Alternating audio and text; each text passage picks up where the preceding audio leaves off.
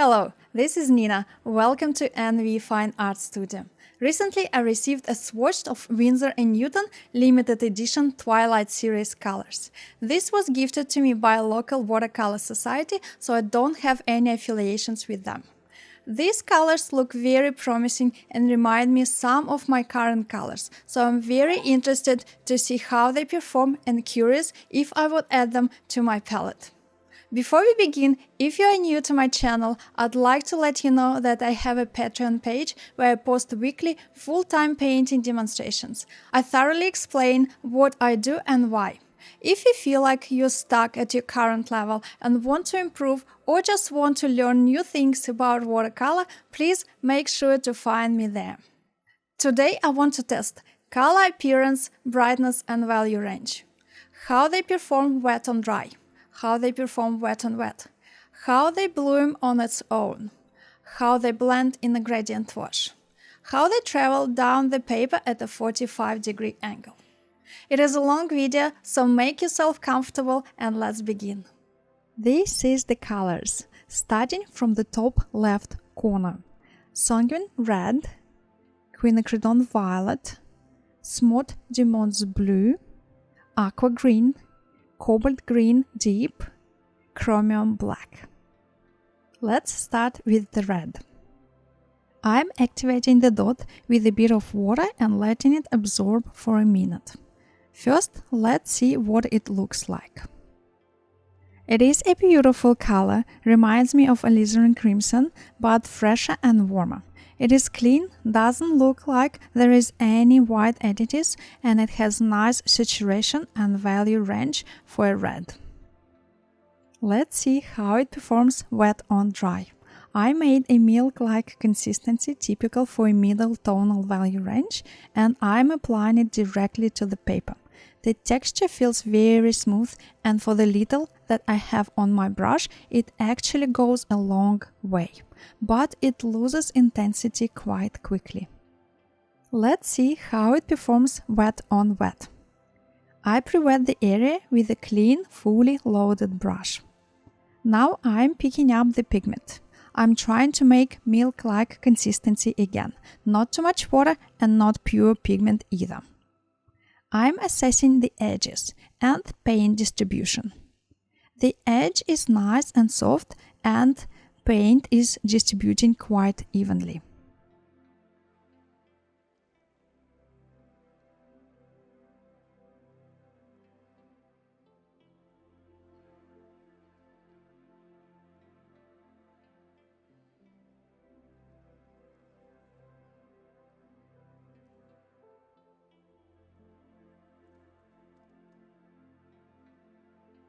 Now I'm going to do a gradient wash. First I do a full tone brush. Then I add water to the mix and make a half tone brush stroke, touching the previous bead.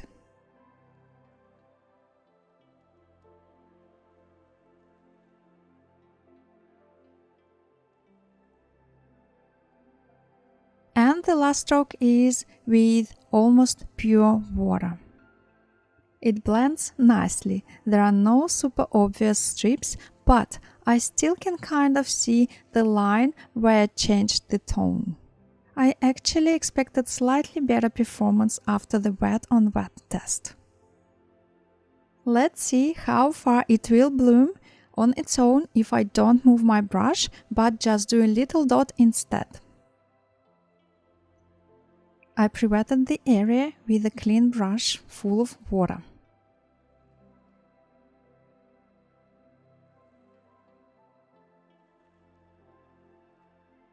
Loading the brush and dropping in the pigment. It actually performs really well. If you're after a nice bokeh effect, this paint is perfect for this. Now let's see how it travels down the paper at a 45-degree angle. I will assess how quickly and far it flows down on its own and how much it spreads sideways. I pre-wetted the area with a fully loaded brush and drop a milk-like consistency paint. It flows pretty quickly and far and very smoothly blooms sideways. This is a very good result. I'm very happy with this pigment so far, but for now, let's leave it to dry and move on to the next color.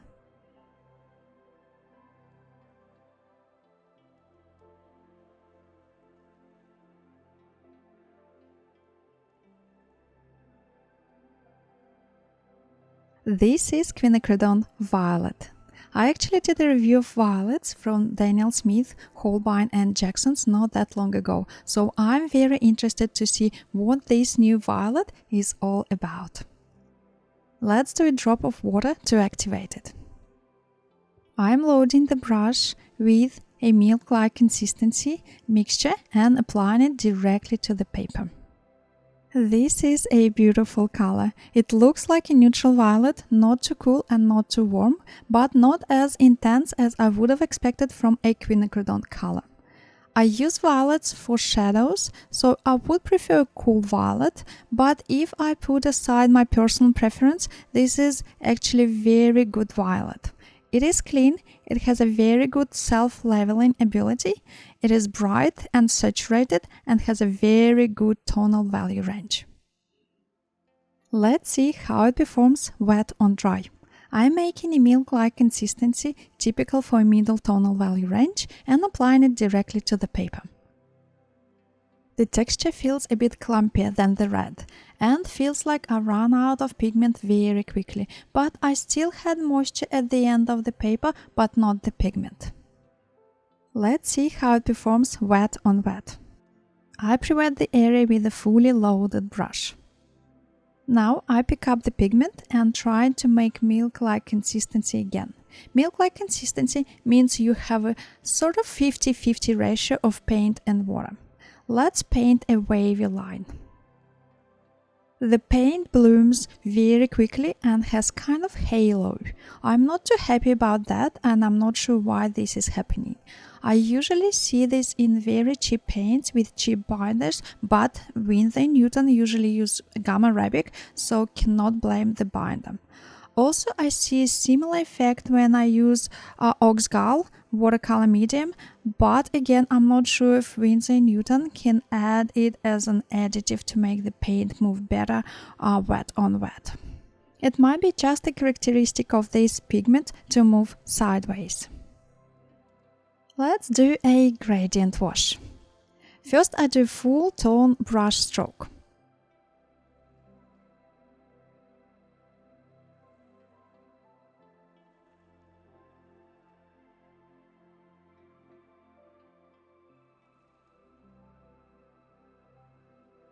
Then I add water and make it half tone.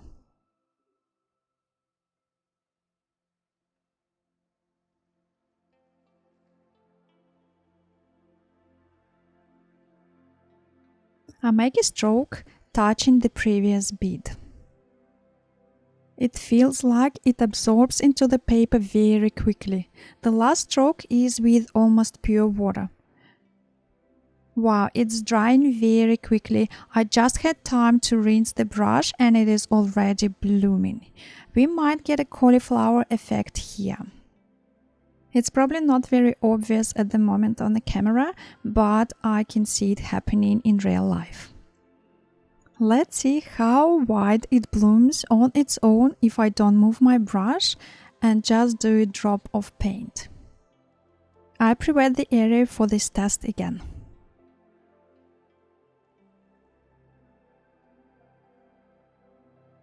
Make a watery consistency mixture and drop it into the wet area.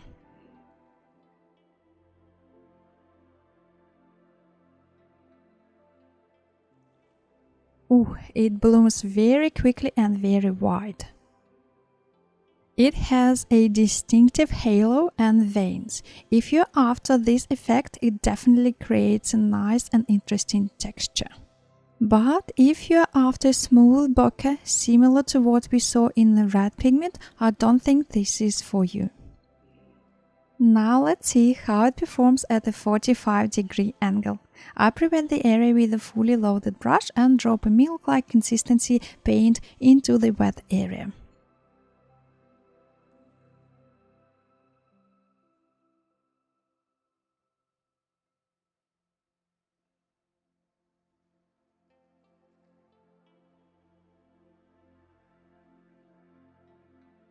It doesn't actually flow down that much, but spreads across instead.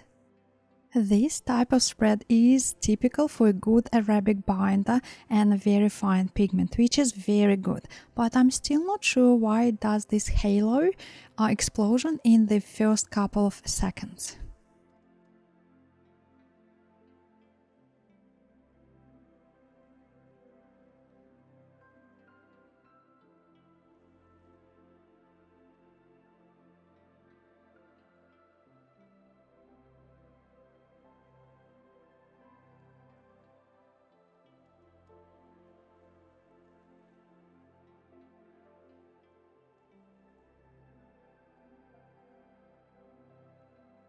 The next color is Smooth Diamonds Blue.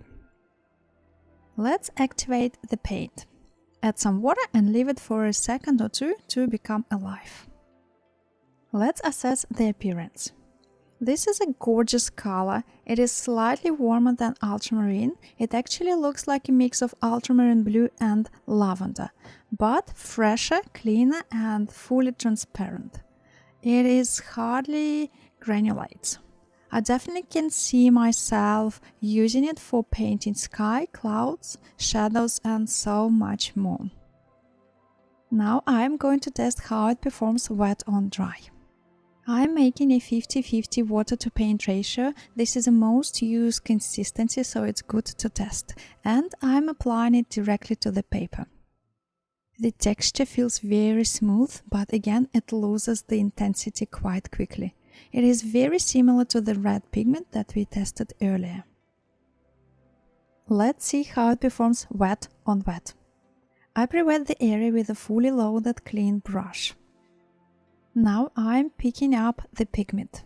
This is a very nice wet on wet performance. The paint distribution is very even, but it doesn't spread too far. I would prefer a little more movement of pigment on the paper. Let's do the gradient wash.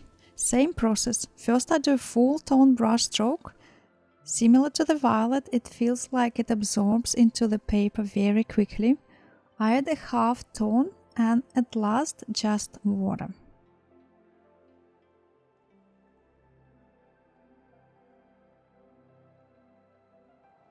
Unfortunately, this is happening again. By the time I cleaned and loaded the brush with water, the half-tone area got too dry and I think this might cauliflower again. Let's see how far it blooms on its own. I'm pre-wetting the area with clean water and fully loaded brush. Now picking up the pigment and dropping it into the wet area without touching the surface. It spreads very evenly, without any halos or any pigment concentrations in the center. It makes a nice round mark, but it doesn't go too far. This is not a bad thing at all, but definitely something to keep in mind. Let's see how it performs at a 45-degree angle. As usual, I pre-wet the area with a fully loaded brush and drop the pigment in the wet area. It flows pretty quickly and far and doesn't spread too far away sideways. This is a very good result. Great consistency in the pigment and beautiful edges. I'm going to leave it to dry and move on to the next color. This is aqua green. Let's add a bit of water onto the swatch and wait for a second.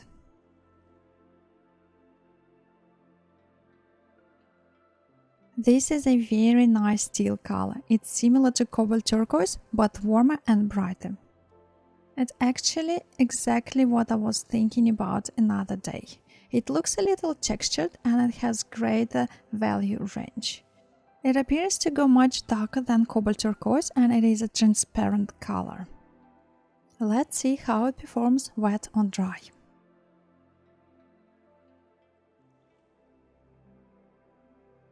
Same process as always, picking up a little bit of water, making a good consistency mix and applying it directly onto the surface. Oh, I'm very impressed with the texture. It feels very creamy and it just glides on the paper.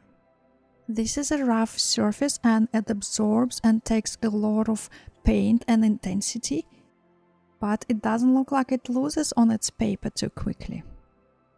This is definitely my favorite for this specific test so far.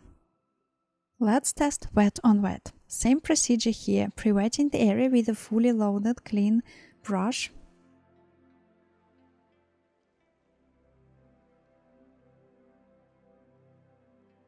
Picking up the pigment and painting a wavy line on a wet surface. This is a good wet on wet performance. I like the separation of pigment. I can kind of see a few different tones in this paint, which is beautiful.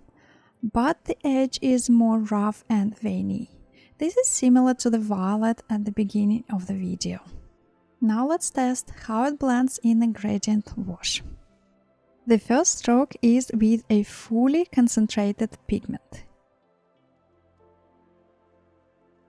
Then I dilute this mix to a half tone. Touching the previous bead with half tone and continuing the wash down.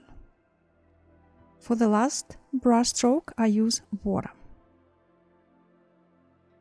Wow, this is the best result among the blended washes so far.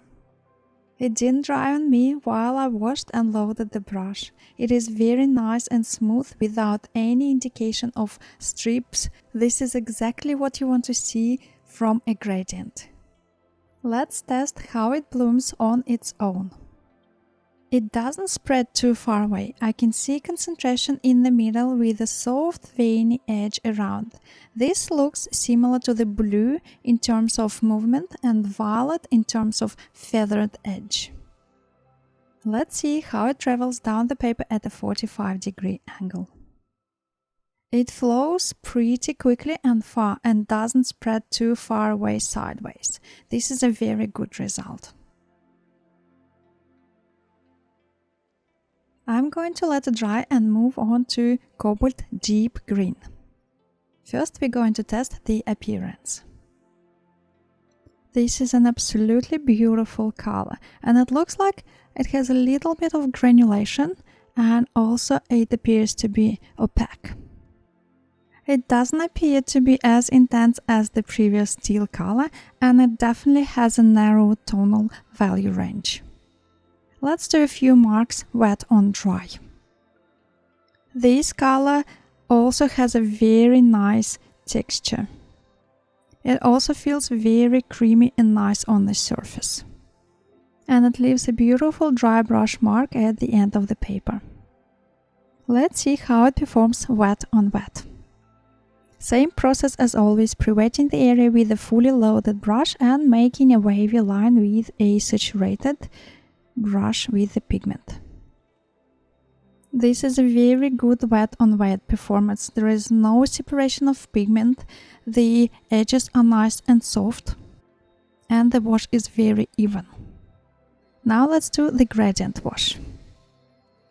The first brush stroke is a full tone. Then I'm diluting it with water to half tone. Touching the previous bead for the smooth transition. And the last stroke with a pure water.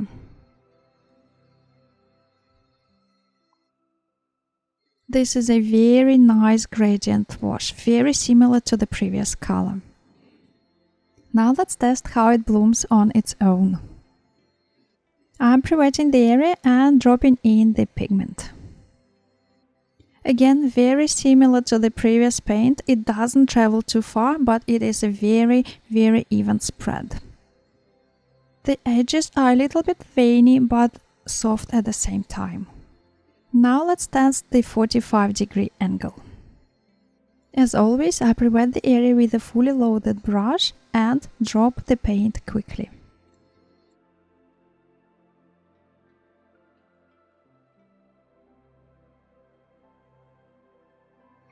The result is actually somewhere in between of flowing down and spreading across. Now I'm going to let it dry and test the last color. This is chromium black. Let's assess the appearance first. This is definitely a warm black. It appears to be slightly opaque and it has a, I would say, narrower value range.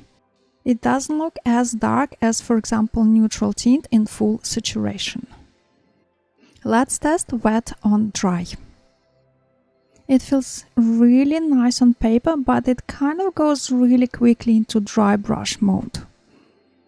I had plenty of water on my brush, but it still skipped a few bits in the top section. Now let's test wet on wet.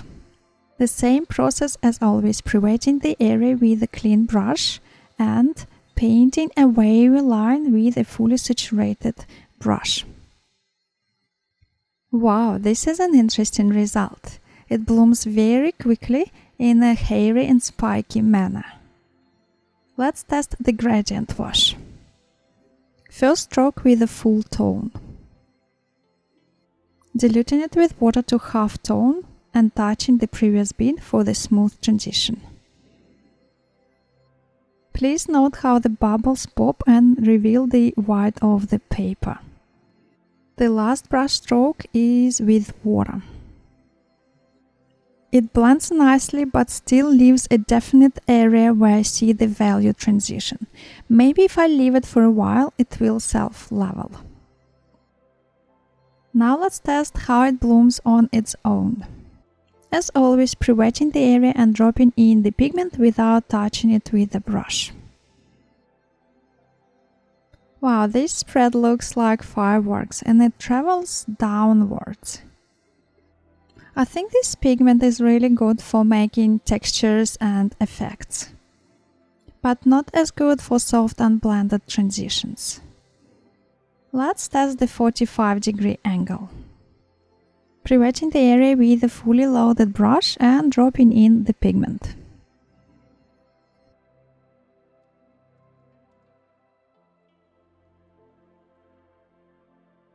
It travels pretty quickly downwards and also it spreads quite a bit sideways.